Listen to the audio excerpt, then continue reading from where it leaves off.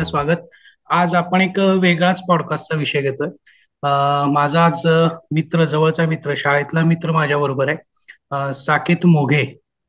आणि ह्याच्याबरोबर actually podcast करण्यासाठी हा शास्त्रीय गायनात प्रचंड काम करतोय.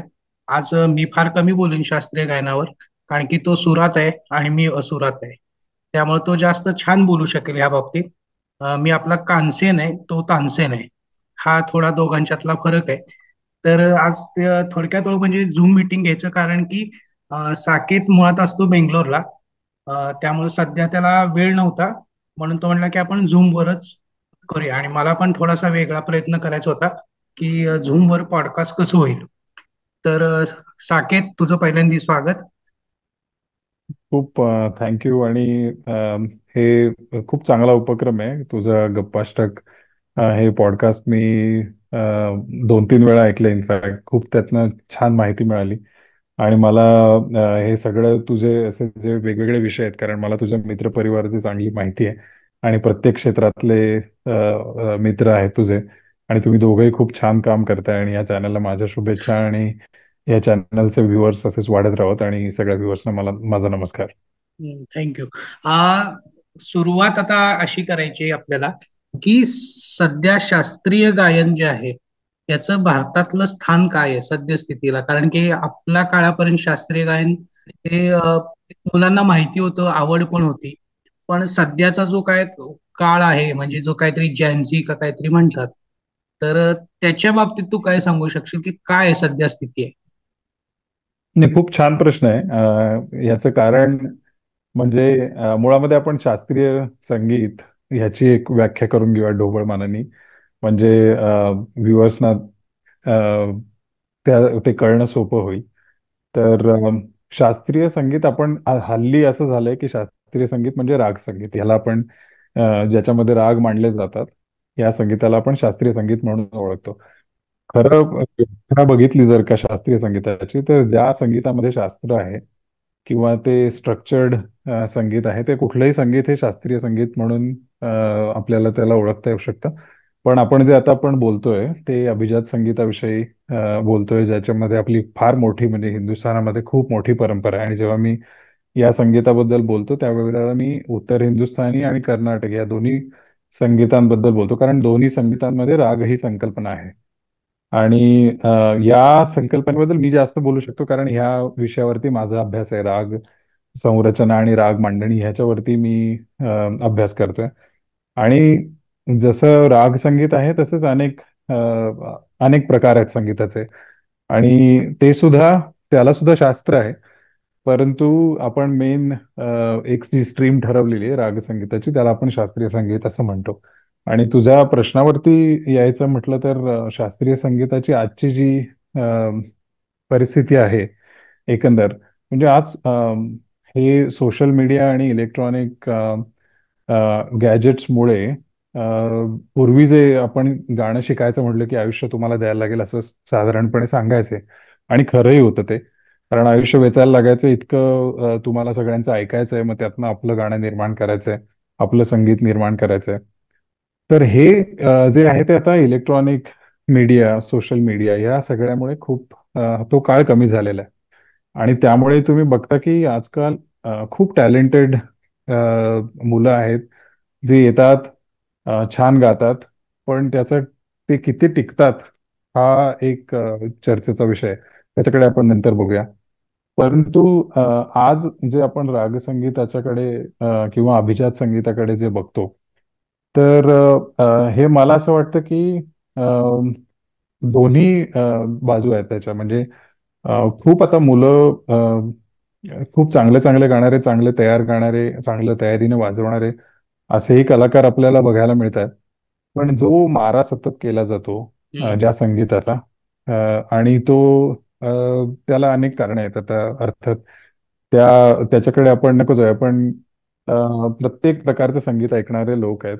आणि आता हे जे राग संगीत किंवा अभिजात संगीत जे पूर्वी आपल्याला सहज कानी पडायचं, म्हणजे आकाशवाणी वरती हे कार्यक्रम ऐकायलाच लागायचे, कदाचित तसं म्हटलं तरी वावगं ठरणार नाही. कारण सकाळी एक कार्यक्रम असायचा, रात्री एक कार्यक्रम असायचा. पण आता चॉईसेस वाढल्यामुळे इतके ऑप्शन्स आहेत त्याच्यामध्ये, हा कोणी घरामध्ये मॅन्डेट करत नाही किंवा घरामध्ये मुलांना असं सांगितलं जात नाही की आज तू अर्धा तास राग संगीत ऐक किंवा हे संगीत पहा की हे किती छान आहे. आणि ह्याचं मला वाटतं की मूळ कारण म्हणजे की त्याच्याबद्दलची थोडीशी जागरूकता कमी असणं हे आहे. कारण एकंदर आपण अभिजात संगीत म्हटलं की अरे अवघड, त्याची येणार नाही किंवा त्याचं जे एक अवडंबर करून ठेवलेलं आहे आपण पिढ्या दर पिढ्या, हा, त्याच्यामुळे त्याची थोडीशी भीती वाटते, आदरयुक्त भीती वाटते किंवा असं वाटतं की हे कदाचित मला झेपणार नाही. मग त्या मानाने मला सिनेसंगीत हे पटकन आवडतं कारण त्याच्यामध्ये बीट्स आहेत, त्याच्यामध्ये दृक आणि श्राव्य हे दोन्ही माध्यम आहेत. त्यामुळे चटकन त्याच्यामध्ये कनेक्ट होणं हे जास्त सोपं पडतं. त्यामुळे मला असं वाटतं की लोकांचा ओढा तिथे आहे. पण मला हे प्रकर्षाने वाटतं आणि मी हे जिथे जिथे लोकांना भेटतो त्यांना सांगतो की घरामध्ये एक अर्धा पाऊण तास रागसंगीत ऐकणं हे जर का आपण आपल्यासाठी एक मॅन्डेटरी किंवा एक अभ्यास म्हणून नाही पण मनोरंजन किंवा आत्मरंजनासाठी आपण ते करायचं ठरवलं तर खूप बदल घडतील. कारण इतकी ताकद आहे रागसंगीतामध्ये. बरोबर. काय शेवटी हे लक्षात घेतलं पाहिजे की सूर हा कुठल्याही संगीतातनं लागला तरी तो काळजाला भिडतो. म्हणजे संगीत हे फक्त दोन प्रकारचं असतं, एक तर चांगलं असतं किंवा ते संगीत नसतं. म्हणजे कुठल्याही संगीतामध्ये सूर आहे. नाट्य संगीत घ्या तुम्ही, गझल, सिने संगीत, इनफॅक्ट अगदी मी आजकाल जे रॅप हे प्रचलित आहे त्याच्यामध्ये खूप छान तालाचा किंवा नादमयतेचा वापर केला जातो. पण जॉनर म्हणून जर का म्हटलं आपण तर रागसंगीताकडे वळणं हे थोडं कमी झालेलं आहे. आणि हं, त्याला त्याची कारणं आहेत. म्हणजे त्यामध्ये करिअर करायचं तर मी नक्की काय करायचं किंवा रागसंगीत मी मांडायचं तर मला काय करायला लागेल ह्याच्याबद्दल अजूनही लोकांना तितकीशी क्लिअर आयडिया नाही जे बाकीच्या संगीतामध्ये आहे. किंवा तिथे माहिती आहे की नाही ह्याला एक अमुक अमुक प्रकारचं मला शिक्षण घ्यायला लागेल किंवा अमुक अमुक प्रकारचे मला स्पर्धांमध्ये जावं लागेल आणि तिथे मला गाणं ऐकवावं लागेल. ही जागरूकता मला वाटतं थोडी कमी आहे. त्याच्यामुळे मुलांना आपण जसं पूर्वी खेळांमध्ये प्रोत्साहित करायचो बरोबर. तसं गाण्यामध्ये सुद्धा प्रोत्साहित केलं पाहिजे असं मला वाटतं. दुसरा असा विषय की मला असं वाटतं की तू शास्त्रीय गायनाचा पण प्रचार करतोस, तर ते थोडक्यात सांग की तू कशा पद्धतीनं तो प्रचार करतोस. हां. म्हणजे पुन्हा तेच राग संगीत आणि अभिजात संगीत हे आता ह्याच्यामध्ये सुद्धा आपण तीन प्रकार बघूया: गायन, वादन हं, आणि ताल वादन. अं, गाण्याचं म्हटलं तर कंठसंगीत ज्याला आपण म्हणतो की जे लोक गाण्यासाठी जी साधना करतात ते त्याच्यामध्ये ध्रुपद आलं, त्याच्यामध्ये हिंदुस्थानी शास्त्रीय संगीत आले, त्याच्यानंतर कर्नाटक संगीत आलं. तर हे जे रागसंगीत आहे ते जिथे जिथे आपल्याला पोचवता येणं शक्य आहे त्या माध्यमातनं पोचवता यावं यासाठी अम, आपल्याला जिथे कलाकारांना नेऊन कार्यक्रम करता येतील अशा प्रकारचे प्रयत्न हे अ, आम्ही करत असतो. म्हणजे मी आता आयोजक म्हणून असं असं स्वतंत्र काम करत नाही. पण हं. माझ्या गुरुजींची संस्था आहे गुरुराव देशपांडे संगीत सभा म्हणून बेंगलोरची. आणि त्यांनी हा एक उपक्रम सुरू केला काही वर्षांपूर्वी अच्छा. की की काय होतं की जनरली पुणे, मुंबई, बेंगलोर किंवा अशा शहरांमध्ये मोठमोठे गायक येतात आणि ते गातात. पण छोट्या गावांमध्ये सहसा असे मोठ्या स्केलवरचे कार्यक्रम होत नाहीत किंवा बरोबर. रागसंगीताचं म्हणून असे काही कार्यक्रम होत नाहीत. तर त्यांनी असं सुरू केलं की आपण कलाकारांना तिकडे नेऊया. हं, त्यांचे कार्यक्रम तिथे आपण जे लोकल कोणी आयोजक असतील त्यांच्याबरोबर आपण त्यांचे कार्यक्रम तिथे आयोजित करूया. आणि अशा तऱ्हेने त्याची सुरुवात झाली. तर महाराष्ट्रामध्ये त्या उपक्रमाची सुरुवात आपण साताऱ्यामध्ये केली होती. त्यावेळेला बरोबर. सज्जनगडावरती पहिला त्याचा कार्यक्रम आणि त्याच्यानंतर फलटण आणि असं सुरू केलं. आणि 5-6 वर्ष कोविड व्हायच्या आधी हे कार्यक्रम झाले आणि आता परत ते सुरू आहेत. पण ह्याच्यामध्ये सांगण्याचा मुद्दा असा की हे एक झालं की ग्रामसंगीत यात्रा म्हणून याचं नाव होतं. तर जिथे पोचत नाही तिथे पोचवायचा प्रयत्न. पण त्याच प्रकारे म्हणजे बेंगलोरमध्ये सुद्धा खूप मोठे मोठे संगीताचे कार्यक्रम आयोजित केले जातात. आणि हे जे आयोजन आहे ते मला वाटतं खूप महत्वाचं आहे. कारण आपण खूप इव्हेंट्स बघतो, खूप प्रकारचे इव्हेंट्स होतात. पण त्या मानाने डेडिकेटेड असे क्लासिकल म्युझिकचे इव्हेंट्स कमी फार होतात कमी. आणि ते हा कमी होतात आणि त्याच्यामध्ये खर्चिक काम नको असं साधारणपणे त्याच्याकडे बघण्याचा दृष्टिकोनही असतो. आता हं. तो का आहे हे खरंच कळण्याचं म्हणजे अजूनही मला समजलेलं नाहीये. पण त्याच्याकडे जो बघण्याचा दृष्टिकोन आहे अजूनही हा असा आहे की त्याची प्रायोरिटी नेहमी सगळ्यात खाली असते. तर हे जे आहे ते चित्र मला बदलायला खूप आवडेल की सारखं आपण अ, कार्यक्रम केले पाहिजेत आणि दर्जेदार कार्यक्रम केले पाहिजेत. म्हणजे काय की जोपर्यंत लोकांच्या कानावर चांगलं संगीत पडत नाही तोपर्यंत त्यांना ह्याची कल्पनाच नसते की हे किती छान आहे. म्हणजे ज्या वेळेला लोक कार्यक्रमात येतात त्यावेळेला त्यांना कदाचित रागाचं नाव किंवा कुठल्या तालामध्ये चाललंय हे कळण्याची सुद्धा आवश्यकता नसते. त्यांनी फक्त तिथे यायचं आणि शांतपणे काय चाललंय ते ऐकायचं आणि आनंद घ्यायचा एवढीच भूमिका असते श्रोत्यांची. आणि त्यामध्ये त्याचा फायदा इतका आहे शास्त्रीय संगीताचा किंवा राग संगीताचा कुठल्याही संगीताचा इनफॅक्ट की आपण सगळ्या ज्या अ, गोष्टी आहेत त्या विसरू शकतो इतकी त्याच्यामध्ये शक्ती आहे. आणि म्हणून हे खूप ताकदवान माध्यम आहे असं मला वाटतं. म्हणजे ज्याप्रमाणे आपण योगिक मेडिटेशन्स कडे बघतो तसं मला वाटतं हे एक मेडिटेशनचं खूप प्रभावी साधन आहे.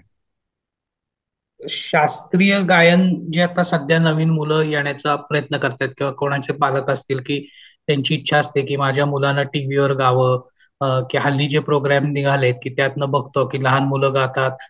तर त्याच्यासाठी शास्त्रीय गायनाला सुरुवात ते तर करतात काय काय जण, पण ते मध्येच अर्धवट सोडून देतात. तर याबाबत तू काय सांगू शकशील की काय नक्की कुठं चुकतायत पालक? की चटकन प्रसिद्धी मिळणं आणि ती प्रसिद्धी मिळाल्यानंतर ती न पचवता येणं हम्म. या एक दोन गोष्टी आहेत की अभ्यास थांबतो. आणि म्हणजे माझ्याकडे ज्या वेळेला अशा प्रकारचे विद्यार्थी येतात त्यावेळेला मी त्यांना सांगतो हेच की तुम्ही ज्याप्रमाणे आज इंजिनियर व्हायचं असेल किंवा तुम्हाला मेडिसिन्समध्ये काही करायचं असेल किंवा तुम्हाला कुठलंही ग्रॅज्युएशन करायचं असेल तर तुम्ही एक 15-16 वर्ष ही डेडिकेटेड त्याच्यासाठी खर्ची केलेली आहेत त्याच्या हम्म. आधी.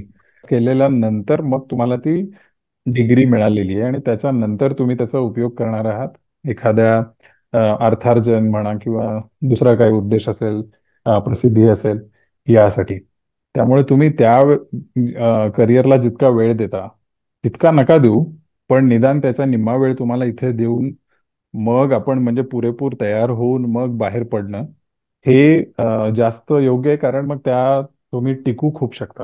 हम्म. म्हणजे तुमच्याकडे आज इतकं ज्ञान अ, असेल ज्या वेळेला तुम्ही पूर्ण अभ्यास करून उतराल त्यावेळेला हे ज्ञानाची एक साधी एक त्याची व्याख्या आहे की तुम्हाला तुमच्याकडे ज्ञान जास्त व्हायला लागले की तुम्हाला लक्षात येतं की तुम्हाला काही येत नाही आणि बरोबर. त्याच्यासाठी तुम्ही अजून प्रयत्न करता. ओके. त्यामुळे त्या स्टेजला येऊन मला असं वाटतं की तिथे येऊन आपल्याकडे एक किमान मॉडेस्टी यावी, नम्रता यावी. इथपर्यंत तरी एका विद्यार्थ्यांनी त्याचं शिक्षण घेतलं पाहिजे. आणि शिक्षण सुटण्यामागचं तू म्हणलास की त्यांना मग ते कार्यक्रम मिळतात किंवा मग सिनेमात गायला लागतात मुलं आणि त्याच्यानंतर शिक्षण सुटतं. कारण त्यांची जी यशाची व्याख्या असते मला वाटते त्यावेळेला ती तिथपर्यंत मर्यादित असावी. आणि मला अमुक एका सिनेमामध्ये गायला मिळालं किंवा मला अमुक अमुक शोज करायला मिळाले. हे मी बाकी संगीताबद्दल बोलतो की हल्ली कॉन्सर्ट्स खूप होतात. पॉप म्हणा, जॅझ म्हणा किंवा बाकी अनेक संगीताचे सुद्धा.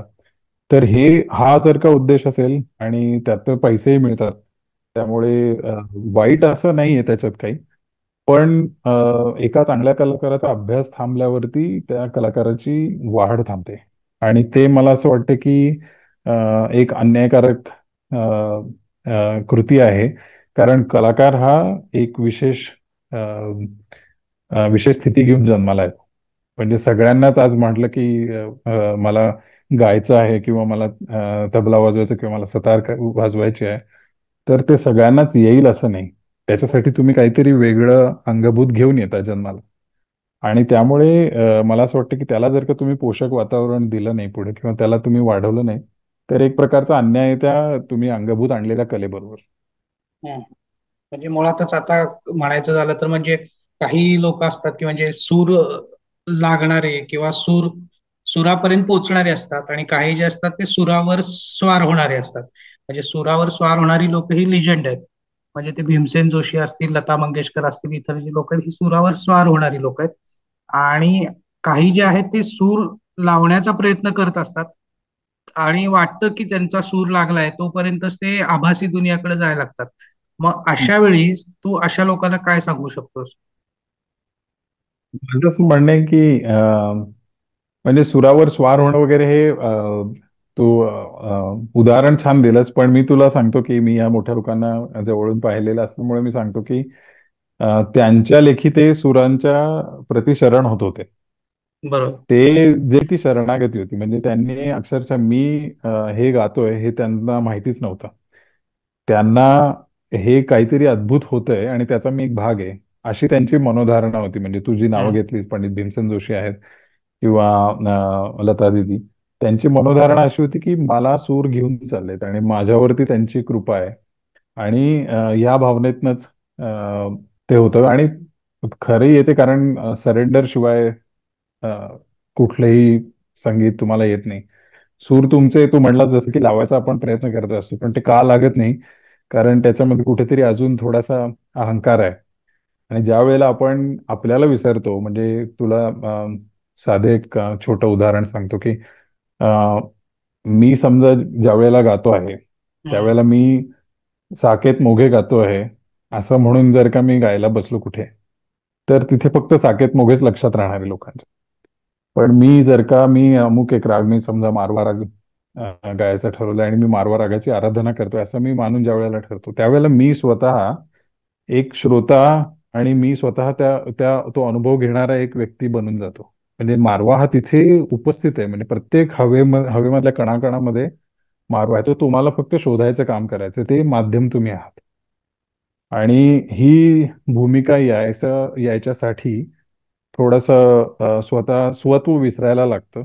आणि त्याच्यामुळे मला वाटतं की थोडं भरकटणं जे होतं आपण म्हणतो, प्रलोभनं खूप आहेत. कारण शेवटी तुम्हाला बघणारे लोक, तुम्हाला ऐकणारे इतके सगळे लोक, तुमचं कौतुक करणारे इतके लोक, त्यामुळे त्याच्यामध्ये वाहवत जाणं स्वाभाविक आहे. पण तिथेच मला वाटतं की सांगितलं तुम्ही साधना जितकी केली आहे, तुम्ही किती स्वतःला विसरण्याचा प्रयत्न करताय, त्याच्यावरती मला वाटतं चांगले सूर लागणं हे खूप अ, अम, त्याच्यावरती ठरतं.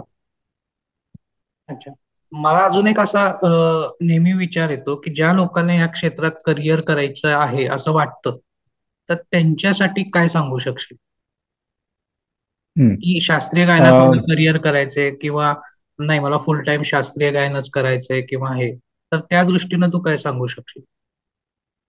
म्हणजे मी याचे दोन पद्धतीने उत्तर देईन. एक जे आहे ते चांगला कलाकार किंवा साधना करणं या दृष्टीनं एक त्याचं उत्तर आहे. आणि दुसरं म्हणजे व्यावसायिकदृष्ट्या तुम्ही कसं यशस्वी अ, होऊ शकाल याच्यामध्ये, हाही कारण तो खूप महत्वाचा भाग आहे. म्हणजे तुम्हाला समजा अ, याच्यातनं काही अर्थार्जन नसेल तर तुमचं मोटिवेशनही कमी होतं आणि त्याच्यामुळे अर्थात तुमचं त्या साधनेकडे बघण्याचा दृष्टिकोन बदलतो आणि मग साधना कमी होते. त्यामुळे तोही एक फार महत्वाचा भाग आहे. त्यामुळे आपण जर हम्म. का बघितलं की व्यावसायिक दृष्ट्या आपण समजा ह्याच्यामध्ये यशस्वी व्हायचं असेल, तर त्याच्यासाठी काय केलं पाहिजे? तर शिक्षणाचा हा सगळ्यात मूलभूत पाया जो आहे की आता समजा लहान मुलं, आपण असं गृहीत धरू 8-10 वर्षाच्या मुलाचा सांगीतिक करिअर जर समजा आपल्याला करायचं असेल, तर त्यांनी काय करावं? तर सर्वात आधी म्हणजे किमान 2 वर्ष घरामध्ये चांगलं संगीत हे सतत चालू राहावं. कारण मी ज्या वेळेला चांगलं म्हणतो त्यावेळेला खरंच काळजाला भिडणारं आणि तुम्हाला विसरायला लावणारं, आजूबाजूची सगळी गोष्ट विसरायला लावणारं असं चांगलं संगीत हे ऐकावं.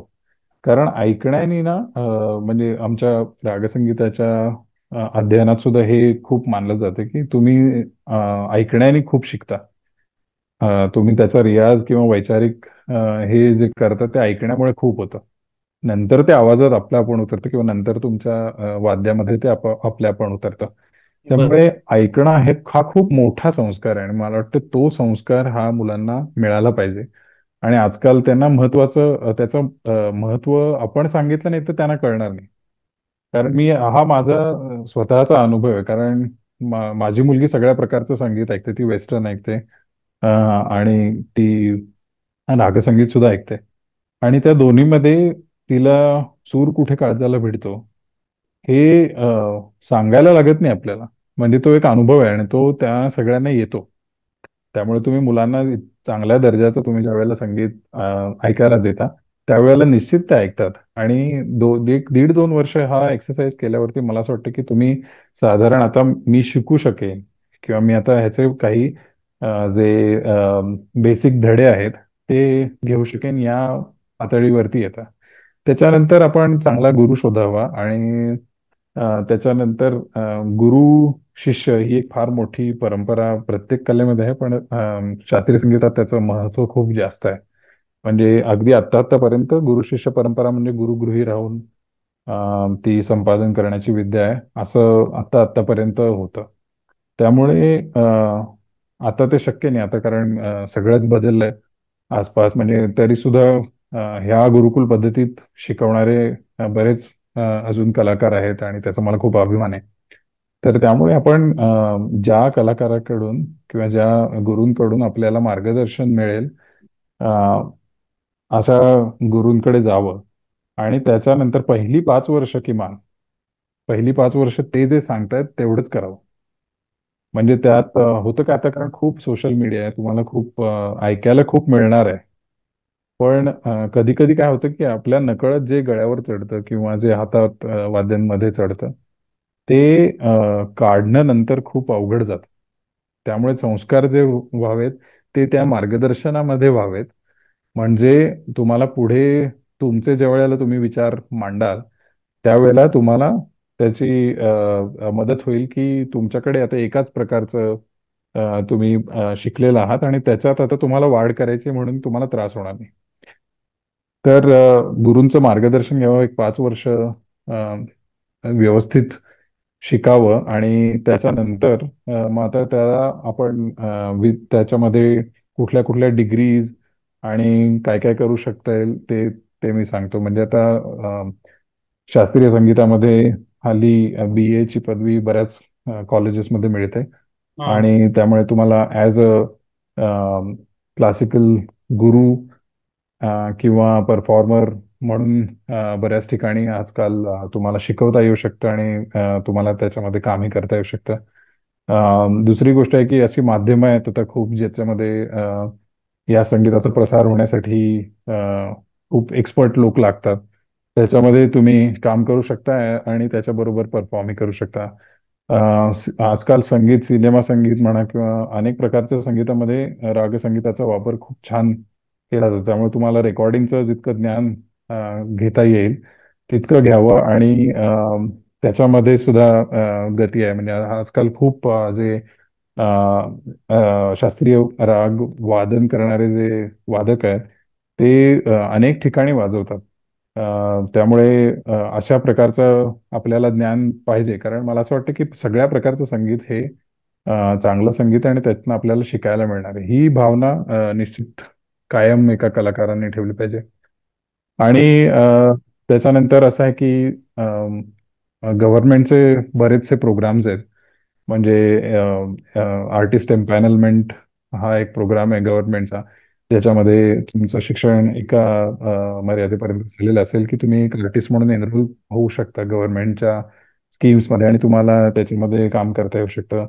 हल्ली रेडिओ हे सुद्धा परत एक प्रभावी माध्यम बनत चाललंय. त्यामुळे रेडिओ ऑडिशन्स देऊन तुम्ही रेडिओ ऑडिशन्स पास करू शकता. आणि गांधर्व महाविद्यालय आणि अजून तशी जी महाविद्यालय ते तुम्हाला ITC आहे, SRA कलकत्याची ही प्रॉपर म्हणजे युनिव्हर्सिटीज आहेत ज्याच्यामध्ये तुम्हाला क्युरिक्युलम डिग्री मिळते.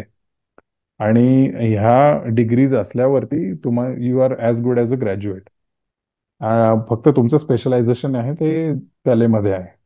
पण ह्याचा फायदा असा होतो की तुम्हाला बाकी अनेक स्ट्रीम्स सुद्धा या प्रकारांमध्ये कळतात. हा झाला सांगीतिक डिग्री घेण्याचा प्रश्न. आता त्याच्यामध्ये व्यावसायिकता कशी आणायची, हा एक वेगळा मुद्दा आहे. तर त्यासाठी आपण काय करायचं ते बघूया. आता मुळामध्ये समजा मी कार्यक्रम किंवा ॲज अ परफॉर्मर कार्यक्रम करायचा असं ज्या वेळेला ठरवतो, त्यावेळेला माझी तयारी हवी की मी जिथे जिथे स्पर्धा आहेत, प्रतियोगिता आजकाल खूप होतात क्लासिकल म्युझिकमध्ये सुद्धा. तर तिथे जाऊन गाण्याची तयारी पाहिजे प्रत्येक गटांमध्ये. आणि नुसतं गाणं माझं सादर करणं हा त्याच्यामध्ये भाग नसावा. दुसऱ्या अनेक फेलो कलाकारांचं गाणं त्याच्यामध्ये ऐकता यावं आणि त्यातनं खूप आपल्याला शिकता यावं. ही भूमिका घेऊन ज्या वेळेला आपण जातो त्यावेळेला आपण समृद्ध होऊन तिथून येतो. म्हणजे स्पर्धेमध्ये फक्त मी जिंकलं पाहिजे यासाठी ज्या वेळेला मी स्पर्धेकडे बघतो त्यावेळेला मला असं वाटतं की खूप संकुचित धारणा होते ती. स्पर्धेमध्ये यासाठी जावं की मला आज खूप शिकायला मिळणार आहे तिथे आणि माझ्यासारखे अ, अनेक विद्यार्थी तिथे असतील आणि ते जे काही शिकलेत त्यातनं मला शिकायला मिळेल, माझ्याकडे जे आहे ते मला त्यांना द्यायला मिळेल. या भावनेतनं ज्यावेळेला आपण स्पर्धांमध्ये जातो त्यावेळेला अ, त्या अनुषंगाने तयारी होते. आणि मग आपल्या समोर ज्या वेळेला आपल्या समोर एक उद्दिष्ट असतं त्यावेळेला तयारी आपण त्या प्रकाराने करतो. त्यामुळे काहीतरी उद्दिष्ट ठेवावीत असं माझं स्पष्ट मत आहे की मी समजा आता राज्यस्तरीय स्पर्धा आहे तर मी राज्यस्तरीय स्पर्धेमध्ये सहभाग देईन इथपर्यंत आपलं उद्दिष्ट असावं. किंवा मग पुढचं एखादा कलाकार खूप चांगला अ, घडत असेल आधीच तर त्याच्याहून जास्त मला काय करता येईल हे एक उद्दिष्ट असावं. म्हणजे या दृष्टीनं अभ्यास होतो. त्याच्यानंतर या पदवी ज्या आहेत विशारद अलंकार किंवा BA MA या निश्चित तुम्हाला खूप काही शिकवतात असं मला वाटतं. आणि त्यातनं एक दिशा मिळते. म्हणजे प्रत्येक गोष्टीतलं एक स्पेशलायझेशन आहे. म्हणजे आजही इतकी सगळे इन्स्ट्रुमेंट्स अजूनही त्याच्यामध्ये काम करायचं राहून गेलेलं आहे किंवा आपण अजून शोधतोच आहोत बऱ्याचशा गोष्टी. रागसंगीतामध्ये सुद्धा इतके राग अजून आहेत असे की ज्याच्यामध्ये बंदिशी झालेले आहेत पण ते राग प्रचलित नाही आहेत किंवा ते फार गायले जात नाहीत. तर अशा अनेक गोष्टी तुम्हाला मिळतील ज्याच्यामध्ये तुम्ही काम करू शकता आणि त्याचा पुढे प्रसार करू शकता. आणि त्याला व्यावसायिक यश सुद्धा मिळेल ज्या वेळेला तुम्ही ते लोकांसमोर योग्य पद्धतीने आणा. ओके. त्यामुळे अनेक ऍस्पेक्ट्स आहेत. आणि समजा एक सांगायचं राहिलं म्हणजे की आवड आहे पण कदाचित गाता नाही किंवा कदाचित तेवढी तयारी होत नाहीये काही कारणाने.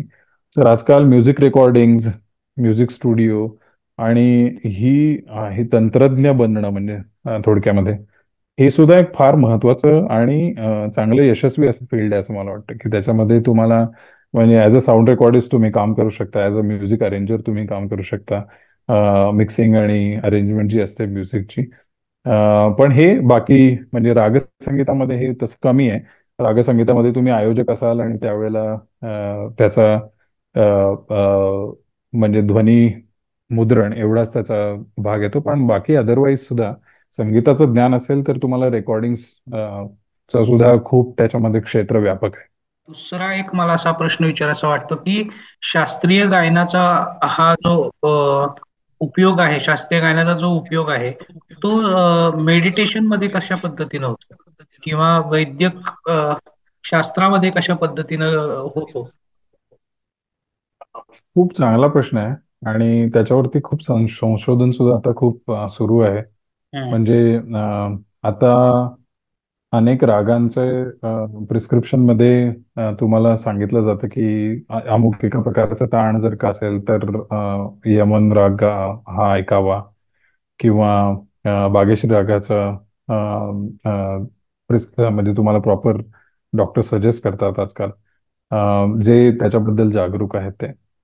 अ, आणि संशोधन खूप सुरू आहे आणि ह्याला मी असं मानतो की म्हणजे मी स्वतः सायकोलॉजीच्या दृष्टीने ह्याच्याबद्दल सांगू शकतो की काय होतं की जिथे जिथे संगीत आहे तिथे आपण बघितलेलं की आपल्या जे मेंदूमध्ये जे इतके सेल्स आहेत ते सगळे ज्या वेळेला आपण चांगल्या प्रकारचं संगीत ऐकतो, चांगल्या प्रकारचे ध्वनी, नाद हे आपल्या कानी पडतात, त्यावेळेला ते अलाईन व्हायला लागतात. बरोबर. याचा अर्थच असा आहे की तुमच्या जे स्ट्रेस लेवल्स आहेत, अँझायटी आहेत, अ, हे सगळं ते हळूहळू त्याच्याकडे दुर्लक्ष व्हायला लागतं. कारण त्याच्यामध्ये एक अलाइनमेंट लागते. म्हणजे बरेच असे प्रयोग सुद्धा अवेलेबल आहेत युट्यूबवर किंवा अनेक माध्यमांमध्ये, की ज्याच्यामध्ये चांगल्या संगीतांवरती काही काही पॅटर्न्स जे निर्माण होतात धातूंमध्ये, आणि जिथे नॉईज केलेला आहे किंवा नुसतं खडखडाट आहे, आणि त्यावेळेला जे पॅटर्न्स ऑब्झर्व केले वाळूमध्ये किंवा धातूंमध्ये, तर त्याच्यामध्ये चांगले पॅटर्न्स किंवा एक सिमेट्रिक पॅटर्न हे बघायला मिळतात जिथे चांगलं संगीत ऐकलं जातं. तर हेच आपल्या मेंदूसाठी सुद्धा त्याचा ऍप्लिकेशन आहे सेम. आणि तसं होतंही कारण आपले जे एवढे न्यूरॉन्स अलाईन ज्या वेळेला व्हायला लागतात, त्यावेळेला आपल्या शरीरामध्ये एक पॉझिटिव्हिटी यायला लागते. कारण आपल्याला जाणवत नाहीत अनेक गोष्टी, की आपण शरीर म्हणजे हे फक्त स्थूल शरीराकडे, पण वास्तविकतः आपला ऑरा त्याच्यापेक्षा खूप जास्त असतो. आणि ज्यावेळेला चांगल्या गोष्टी आपल्या ऑरामध्ये प्रवेश करायला लागतात, तर आपल्या आपसुकच आपल्या शारीरिक संरचनेमध्ये चांगले बदल व्हायला लागतात, पॉझिटिव्ह बदल व्हायला लागतात. तुमचे स्ट्रेस लेवल्स कमी होतात. ज्या वेळेला स्ट्रेस लेवल्स कमी व्हायला लागतात, त्यावेळेला आपल्या आपण जे काही आजार किंवा छोट्या छोट्या तक्रारी ज्या असतात, त्या आपल्या आपण हील व्हायला लागतात. आणि त्यामुळे तुम्ही बघाल की रागसंगीत किंवा चांगलं संगीत, अभिजात संगीत किंवा अनेक प्रकारचं चांगलं संगीत ऐकणारे अ, हे लोक सहसा निरोगी असतात, किंवा निदान ते च्या वेळेला तरी त्यांना रोगाचा विसर पडलेला असतो, किंवा मानसिकदृष्ट्या ते सक्षम असतात निर्णय घ्यायला.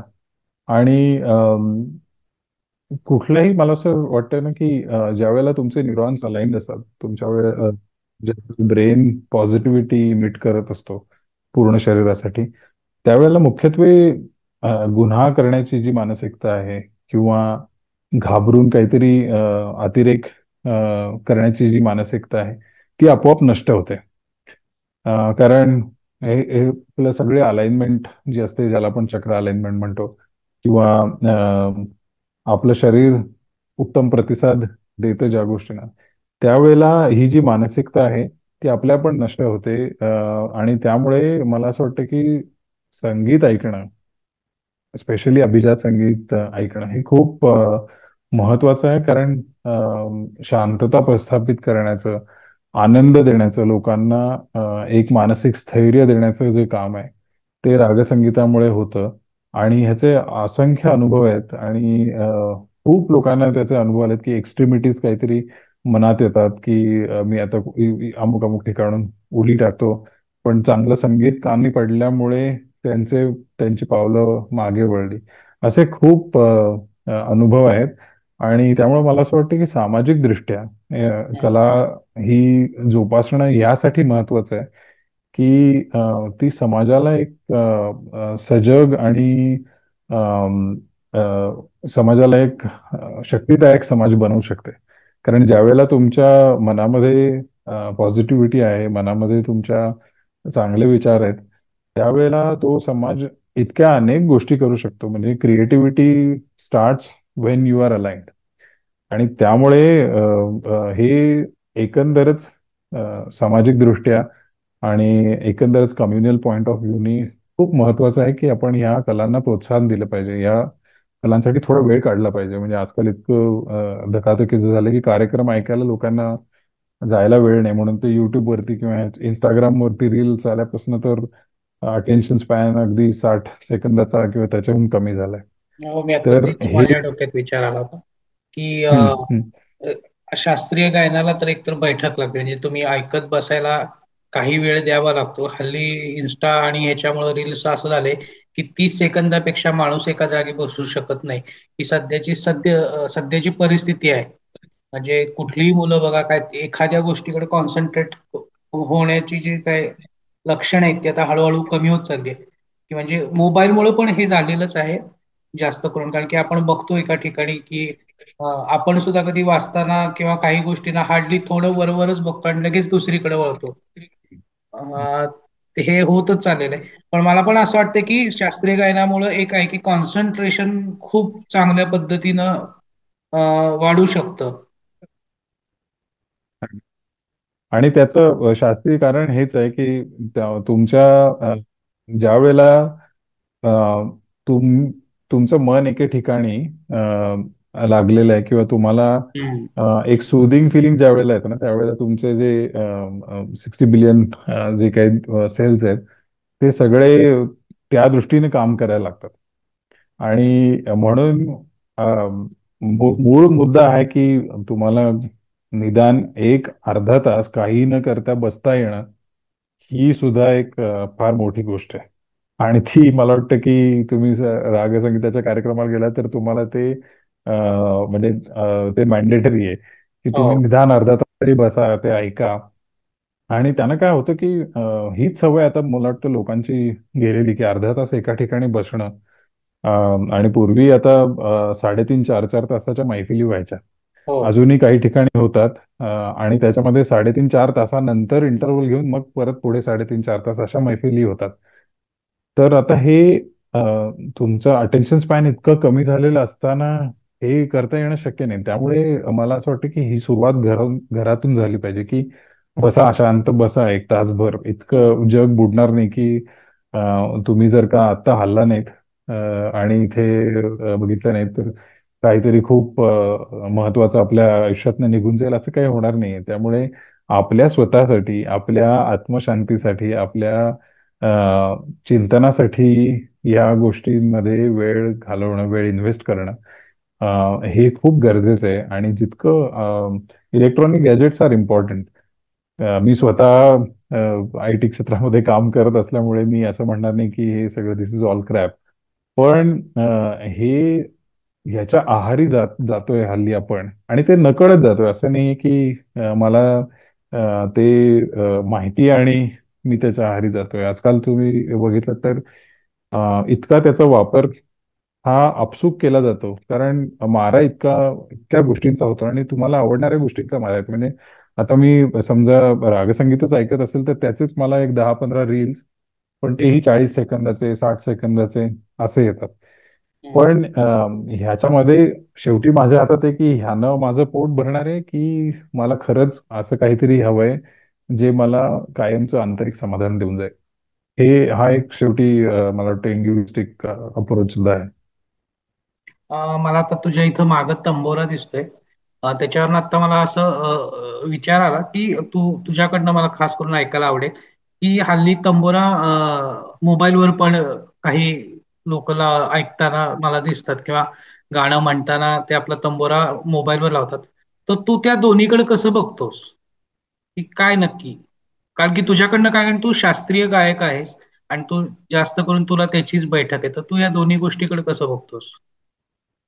खूप छान प्रश्न आहे. मला आवडेल याचं विवरण करायला थोडंसं कारण मी जसं म्हटलं तसं की गॅजेट्स ही काळाची गरज आहे पण ते आले याचं कारण म्हणजे थोडीशी तुम्हाला सोय व्हावी म्हणून. कारण आता ज्या वेळेला इलेक्ट्रॉनिक तानपुरा आला त्याचं मूळ कारण म्हणजे आता तू तंबोऱ्याचा साईज बघितलास हा जवळजवळ 6 फुटाचा एक तंबूर आहे. त्याच्यामध्ये त्याचा भोपळा चा घेर जवळजवळ 2 2.5 फूट तो घेर आहे. त्यामुळे हा एवढा तंबोरा तुम्ही वागवणं प्रत्येक ठिकाणी हे हल्ली त्रासाचं बनलं. पूर्वी ते करायचेच लोक आणि काय होतं पूर्वी जिथे कार्यक्रम आहेत तिथे चांगले तंबोरे हे दिले जायचे. पण तो तुम्हाला तंबोरा घेऊन जाता आला पाहिजे, तंबोरा धरण्याच्या सुद्धा पद्धतीत. त्याच्यानंतर तो लावता आला पाहिजे. चांगला तंबोरा लावणं हीच एक मोठी मला असं वाटतं की 6 7 महिन्याची त्याच्या मागे धडपड आहे. तुम्हाला चांगला तंबोरा लावू तो ऐकता येऊ शकणं आणि मग तो वाजवणं. ही ही सुद्धा एक प्रॅक्टिस आहे. म्हणजे तो 4 तारा आहेत आणि नुसतं सगळेजण दिसतात तो वाजवताना म्हणून तंबोरा ही खूप सोपी गोष्ट आहे असं हलक्यात कोणी घेऊ नये. माझं असं म्हणणं आहे की गाणं किंवा वाजवणं जे असतं त्याला तंबोरा हा आपण म्हणतो की सपोर्टिंग इन्स्ट्रुमेंट आहे. पण मला असं वाटतं की तंबोरा तुम्हाला एक सगळं दर्शन घडवतो त्या सगळ्या सुरांचं. त्यामुळे ते महत्वाचं वाद्य. आता हे एवढं मोठं वाद्य दरवेळेला प्रवासामध्ये नेणं शक्य नव्हतं, म्हणून ते छोटे तंबोरे आले. पण त्याचा मला असं वाटतं वापर की आपण परत एकदा तेच झालं की आहारी जायचं किती ते आपण ठरवायचं. कारण ह्याचा जो ध्वनी आहे, या अकॉस्टिक तंतुऱ्याचा जो ध्वनी येणार आहे, त्याचं तुम्ही कितीही म्हटलात तरी तो रेप्लिकेट इलेक्ट्रॉनिक फॉर्ममध्ये होणार नाही. म्हणजे आजकाल मिडी ट्रॅक्स हे खूप चांगले आले आहेत, नाही असं नाही. म्हणजे तुम्ही आयपॅडचा तानपुरा वगैरे जर का ऐकलात तर खूप छान क्वालिटी आहे. पण that is not the replacement for the acoustic tanpura किंवा हाच मुद्दा हवा होता ऍक्च्युली, हा, की आता आपण मगाशी मेडिकल गोष्टीच्या बाबतीत संगीताचं बोलतो, की ह्यातनं जी कंपन निर्माण होतात किंवा ह्यातनं ज्या लहरी तयार बरोबर. होतात, याचा आपल्या शरीरावर किंवा मेंदूवर परिणाम होतो.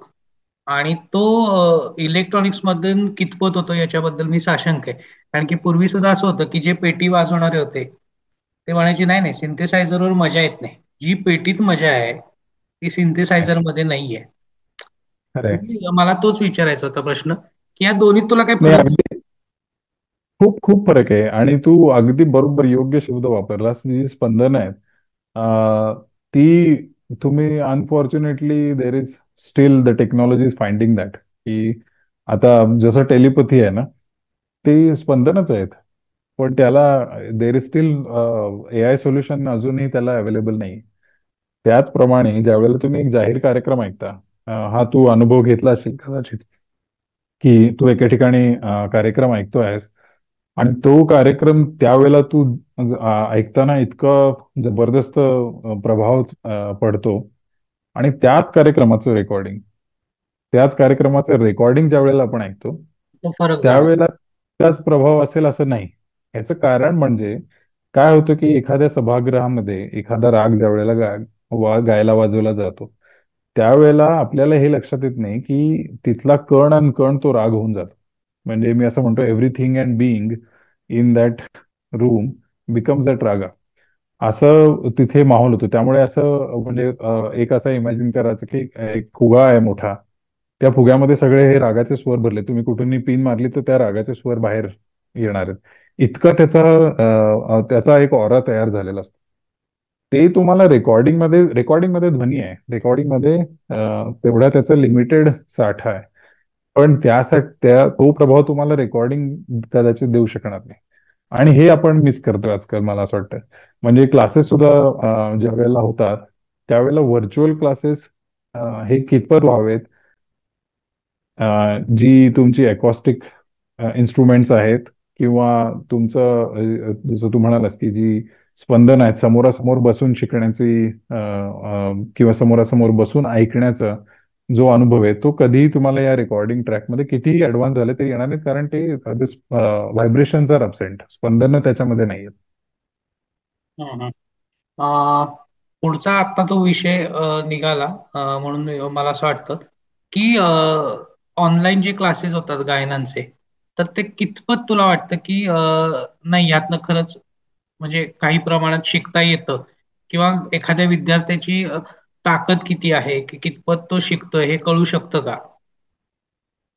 अ, मला असं वाटतं की मी असं म्हणेन की जर का कम्पेअर करायचं झालं तर क्लासरूम मध्ये इन पर्सन शिकवणी आणि ऑनलाईन या माध्यमातून, व्हर्च्युअल माध्यमातून जर का कम्पेअर करायची जर का झाली, तर निश्चित प्रेफरन्स असेल इन पर्सन.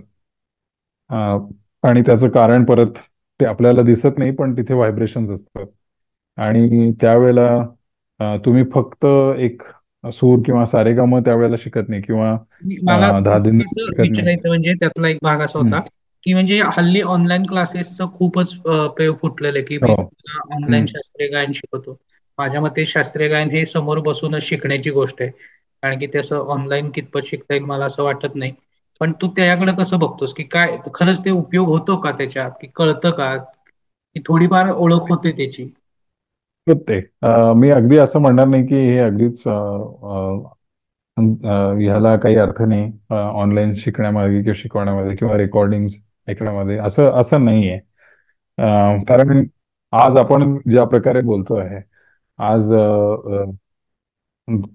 जगातल्या कानाकोपऱ्यात कुठेही तुम्ही असा तरी सुद्धा तुम्हाला हे जे अंतर टेक्नॉलॉजीने कापलेलं आहे आणि त्याच्यामध्ये तुम्हाला हा जो अनुभव दिलेला आहे तो निश्चित त्याचं एक महत्व आहे. त्यामुळे अगदीच की ह्याच्यात तुमचं अं, ह्याच्यामध्ये तुमचं शिक्षणच होऊ शकणार नाही असं असं मी अजिबात म्हणणार नाही. इनफॅक्ट ज्यांना खरंच शिकण्याची इच्छा आहे पण त्यांना तिथं काही कारणामुळे त्यांना त्यांना हवे असलेले गुरु किंवा तिथे मिळत नाही आहेत, गुरूंना वेळ नसेल किंवा गुरु फिरतीवरती असतील, तर हे माध्यम निश्चित उपयोगी आहे.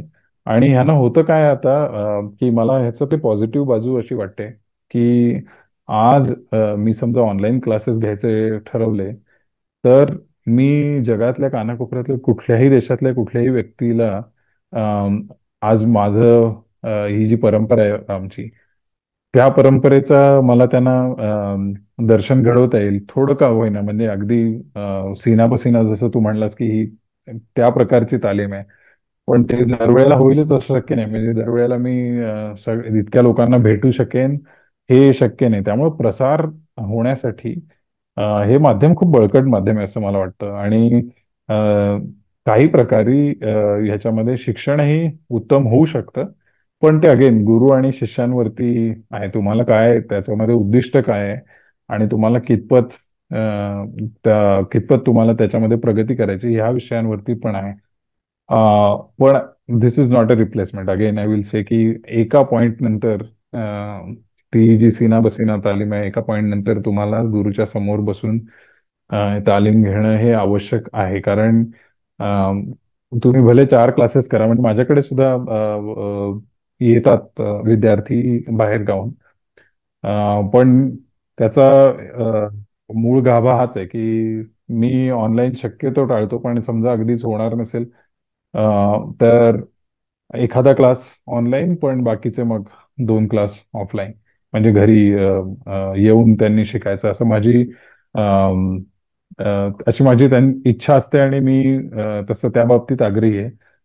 अम, तर तुझ्या प्रश्नाकडे यायचं तर हे जे ऑनलाईन क्लासेस आहेत त्याच्यामध्ये ह्याच्याकडे रिप्लेसमेंट म्हणून बघू नये अशी माझी प्रामाणिक धारणा आहे या बाबतीत. की हे माध्यम आहे पण त्याच्यानंतर तुम्ही एक पॉइंटला येऊन कुठेतरी त्या गुरु आणि शिष्यांची भेट ही घडली पाहिजे आणि त्यातनं जी देवाणघेवाण होईल त्यातनं मला वाटतं खूप चांगले आणखीन छान शिष्य तयार होतील व प्रसारासाठी हे खूप प्रभावी माध्यम आहे हे मानलंच पाहिजे. हम्म. मला अजून एक असं विचार असं वाटतं की येणाऱ्या काळ हा शास्त्रीय गायनासाठी तू काय कशा पद्धतीनं बघतोस म्हणजे? मी खूप आशादायी आहे आणि मला आजकाल खूप आश्चर्य वाटतं. म्हणजे काय होतं ना की आपली दर 10 वर्षांनी जशी आपण म्हणतो की पिढी बदलली आता जेनझी जाऊन आणखीन त्याचं नवीन जनरेशन येत आहे आणि प्रत्येक जनरेशन ही मागच्या जनरेशनपेक्षा खूप स्मार्ट होते. आणि अ, आता ते ज्या ज्या जनरेशन येतात ते आर टेक्नॉलॉजिकली व्हेरी साऊंड. त्यामुळे गती प्रचंड आहे. गती शिकण्याची आणि आत्मसात करण्याची गोष्टी आत्मसात करण्याची क्षमता ही खूप जास्त वाढलेली आहे म्हणजे तरुण मुलांमध्ये. आणि आजकाल मी बघतो खूप छान तरुण मुलं गात आहेत आणि ते जागरूक आहेत की मला या क्षेत्रामध्ये समजा मला काम करायचं असेल तर मला हे केलं पाहिजे. एक गोष्ट मला असं वाटतं की या पिढ्या ज्या वेळेला ट्रान्झिट होत आहेत त्यावेळेला एक गोष्ट सुटत चालली ती म्हणजे जसं आपण म्हणलं की एक पेशन्सचा भाग किंवा एक थोडं थांबून विसावा घेऊन एखाद्या गोष्टीकडे बघणं हे खूप अवघड होत चाललेलं आहे. आणि ते मला असं वाटतं की ते आत्मसात करणं खूप गरजेचं आहे प्रत्येक पिढीने. आणि त्यासाठी परत तेच संस्कार आहेत आणि तुम्ही घरी जितकी बैठक करू शकाल. दुसरी गोष्ट म्हणजे आध्यात्मिक बैठक. ही मला असं वाटतं की ही प्रत्येक घरामध्ये आध्यात्मिक ज्या वेळेला मी म्हणतो त्यावेळेला मी कुठलेही अ, धर्म किंवा या बाबतीत म्हणत नाही. आध्यात्मिक यासाठी की आतमध्ये आपल्याला आंतरिक ज्ञान होणं खूप आवश्यक आहे कुठल्याही क्षेत्रात प्रगती करायची असेल तर. आणि ते आपल्याला आतमध्ये त्याच वेळेला बघता येतं ज्या वेळेला आपण बाहेरचं बघणं सोडून देतो. त्यामुळे ह्याला एक आध्यात्मिक बैठक असणं खूप गरजेचं आहे, हे मला असं ह्या पिढीची गरज वाटते. त्यामुळे मी आशातही खूप आहे, कारण इतकी तयारी आता तुम्ही आजकाल जे लोक सरगम करतात, ताना करतात रागसंगीतामध्ये, कधी कधी आश्चर्य वाटतं, कधी कधी मला असं वाटतं की मी इतकी वर्ष घातली आणि मला हे कधी यायचं, किंवा हे मला कधी येणार, या इतका आवाक व्हायला होतं या मुलांचं टॅलेंट बघून. किंवा रियालिटी शोज मध्ये सुद्धा ज्या वेळेला आपण बघतो, इतका सगळ्या गोष्टींचा छान सेन्स आहे, माईक कसा वापरायचा इथपासून ते गाणं कसं गावं, पण त्या गाण्यामध्ये आत्मा येण्यासाठी आणि ते तुमचं काळजाला, नुसतं तुम्ही कुठल्याही इन्स्ट्रुमेंट शिवाय सुद्धा ज्या वेळेला सा लावता किंवा काहीतरी एखादं गुणगुणता, त्यावेळेला ते आत्मिक कनेक्शन जे व्हायला पाहिजे एखाद्या कलाकाराचं, ते होण्यासाठी मला वाटतं संयम, त्याच्यानंतर विश्रांती आणि आंतरिक ज्ञान होणं खूप गरजेचं आहे. आणि त्याच्यासाठी एक आध्यात्मिक बैठक हवी आणि अ, या प्रकारचे संस्कार झाले पाहिजेत, असं मला खूप मनापासून वाटतं. हम्म. आता तू बोलता बोलता विषय काढलास की जे हल्लीचे शोज होतात आणि तिथं मुलं खूप अशा पद्धतीने राहतात की बघून आवाक व्हायला वाटतं. मला एक मला नेहमी बघताना एक प्रश्न पडतो की एखादा लहान मुलगा असेल किंवा कोणी तो असा जो गातो, हार्डली नुकतंच त्याने शिक्षण घेतलेलं असतं, 1-2 वर्ष शिकला आणि तो असा गातो, खूप छान गातो. अशा वेळी स्टेजवर समोर बसलेला गुरु असतो, एक त्या क्षेत्रात काम केलेलं व्यक्तिमत्व असतं बरीच वर्ष, तो येऊन त्याच्याकडं पाया पडतो, रडतो. आणि हे ते बघताना तुला काय वाटतं याच्याकडं, की येऊन तो असा एक व्यक्ती आहे, तू येऊन पाया पडतो आणि म्हणतो काय गायलंयस. मग ह्या गोष्टीचं तुकडं तू काय बघतोस, म्हणजे ह्याच्या, मला असं नेहमी वाटतं की बघताना की त्या मुलावर काय परिणाम झाला असेल त्याचा, की एक अशी मोठी व्यक्ती जर माझ्याहून पाया पडली, तर मग मी कशा पद्धतीनं गायलेलं आहे आणि मी काय लेवलचा आहे. म्हणजे तो ऍक्च्युली शिक्षणाच्याच ह्याच्यात असतो, की काय म्हणतो, शिक्षणाच्याच प्रवाहात असतो. जर त्यांना अशा पद्धतीचं जर त्याला काहीतरी समोर मिळालं की एकदमच हवेत चढवणाऱ्या गोष्टी, तर मग मला नेहमी प्रश्न पडतो की मग हे पुढं ह्याचं काय होऊ शकतं. कारण की आतापर्यंतचा रेकॉर्ड आहे की जे अशा पद्धतीचे कार्यक्रम झाले त्यातनं जे कलाकार जिंकले किंवा पुढे आले, म्हणजे जितके झालेत आजतागायत, त्यातनं हार्डली हातावर बोटाला म्हणजे मोजण्या इतकेच लोक आहेत, म्हणजे 2-3च असतील, श्रेया घोषाल असेल किंवा अजून एखाद दुसरे गायक असतील की तेच त्यांचीच नावं झालेत. बाकी इतर व्यक्ती आता कुठे आहेत हे आपल्याला पण माहित नाहीये. मग तू ह्या गोष्टीकडे खरंय. किती बघतोस? खूप चांगला प्रश्न आहे. पण याच्यामध्ये सांगायचं म्हणजे की काय आहे की जसं मी म्हटलं, ते सूर काळजाला भिडतो आणि ही खूप संवेदनशील गोष्ट आहे. त्यामुळे चांगला सूर लागल्यामुळे डोळ्यात पाणी येणं किंवा आपण गदगदून जाणं, हे खूप स्वाभाविक आहे आणि ते होतं. पण आता त्याची परिणिती आपण आपल्या कुठल्या कृतीमध्ये करतोय, अ, हे सुद्धा एक मला वाटतं व्यक्तीची जबाबदारी आहे. आता हे मी, तू उदाहरण जरी दिलंस ते मी पाहिलेलं नाही, पण असं जर का खरंच घडलं असेल, अ, तर त्याची जबाबदारी मला वाटतं त्या व्यक्तीने घ्यायला पाहिजे. आणि आता त्या असं जर का झालं असेल तर त्या लहान मुलाच्या आई वडिलांनी त्यांना समजावून सांगितलं की हे एक त्या फ्लो मध्ये झालेली गोष्ट आहे, किंवा त्या सुरांचा इतका परिणाम झाला की त्या सुरांची जी ही किमया आहे आणि आपलं त्याच्यामध्ये काही नाही, हे सांगणारे पालक पाहिजेत मुळामध्ये. हे शिक्षण देणारे गुरु पाहिजेत त्या मुलाच्या. ज्या वेळेला गुरु हे बघतील त्यावेळेला त्यांनी हेही सांगायचं नाही की हे काही नाही, हे सोडून दे. असं म्हटलं तर त्याचा उलटा परिणाम होईल, कारण असं वाटेल की अरे, एवढ्या लोकांच्या समोर असं झालं आणि तुम्ही असं कसं म्हणता की तुला काही येत नाही. तर हेही नाही, कारण ते आपण शेवटी मानलं पाहिजे की सुरांमध्ये ताकद आहे. सुरांमध्ये तुम्हाला गदगदून टाकण्याची, हलवून टाकण्याची किमया आहे. त्यामुळे हे जे झालं ते सुरांमुळे झालं. त्या सुरांना तू चांगल्या पद्धतीने शरण जाऊ शकला म्हणून झालं. आणि ही जी क्वालिटी शरण जाण्याची, ती कायम असू दे. आणि त्यासाठी स्वतःला विसरून मला कायम शरण जाण्याची त्याच्यामध्ये धारणा ही आयुष्यभर राहिली पाहिजे. हे शिक्षण देणारे, हे संस्कार देणारे पालक आणि गुरु त्या ठिकाणी पाहिजेत. आणि हे अशा प्रकारचं जेव्हा शोज होतात किंवा अशा प्रकारचे ज्या वेळेला अनुभव येतात, त्यावेळेला तू म्हणलास ते अगदी खरं आहे की खूप कमी लोक आहेत की ते हे यश पचवू शकतात. कारण प्रलोभनांचं जग आहे हे. इथे अशा इतक्या गोष्टी सहज मिळायला लागतात एकदम. की साहजिकच तुम्ही प्रत्येक गोष्ट करण्यामागे मग ते असं होतं ना की मी अमुक एक केलं की ते लहान मुलांना हल्ली शाळेमध्ये स्टार देतात. काही चांगलं केलं की त्यांना स्टार्स हातावरती काढून देतात टीचर. पण त्याच्यामुळे असं होतं की प्रत्येक चांगली गोष्ट ते स्टार मिळावं म्हणून करतात. तर हे जे आहे ना की मला अप्रिशिएशन मिळावं किंवा मला लोकांनी माझं कौतुक करावं यासाठी मी गातो, ही भावना नसून मला एक खूप अद्भुत अ, अनुभूती होते आणि मला असं इतकं मी ह्या जगातला नसल्यासारखं भावना होते, इतकं आनंद मला मिळतो, यासाठी मी गाणं करतो. ह्या दोन गोष्टींची मला वाटतं जाणीव करून द्यायला पाहिजे विद्यार्थ्यांना आणि त्यामुळे म्हणजे कौतुक करू नये असंही मी म्हणत नाही, पण त्यांना रिअलिस्टिकली सांगावं की ह्या ज्या गोष्टी आहेत ना, त्या तुझ्याकडे आता ऑलरेडी आशीर्वाद आहे. म्हणजे आता लहान मुलं जर का चांगली गात आहेत तर अर्थात ते मागच्या जन्मीचं किंवा काहीतरी त्यांनी घेऊन आलेले आहेत. म्हणजे तो जसा अभ्यास त्यांचा मागच्या जन्मी झालेला आता फक्त पेपर लिहायचा आहे तसं बरेच कलाकार असतात असे. त्यामुळे आता त्याला जोपासणं हे मला वाटतं की जोपर्यंत ते मूल सजग किंवा ते मूल सज्ञान होत नाही तोपर्यंत तरी पालकांची आणि गुरुची जबाबदारी आहे. वा. आणि काही प्रमाणात श्रोते म्हणून आपली सुद्धा. नाही नाही, खरंच तुझ्याशी आज गप्पा मारून मस्त वाटलं, कारण की या विषयावर थोडा आपण फार डिटेल नाही बोलू शकलो. एक वरवरचीच ओळख करून घेतली या विषयाबद्दलची. तुझ्याकडनं अजून खूप जाणून घ्यायला आवडेल मला, कारण की ह्या एका भागात हे होऊ शकत नाही, कारण की शास्त्रीय गाणं ही खूप मोठी गोष्ट आहे आणि ती अशी एका तासात किंवा दीड तासात त्याच्यावर बोलून होणार नाही, कारण की ह्याच्या अशा गोष्टींचे एक दोन तीन भाग तरी झाले पाहिजेत. ही आता फक्त वरवरची ओळख ठीक आहे. आपण नंतर जसा तुला वेळ मिळेल तसं आपण त्याचा एक नवीन भाग करूया.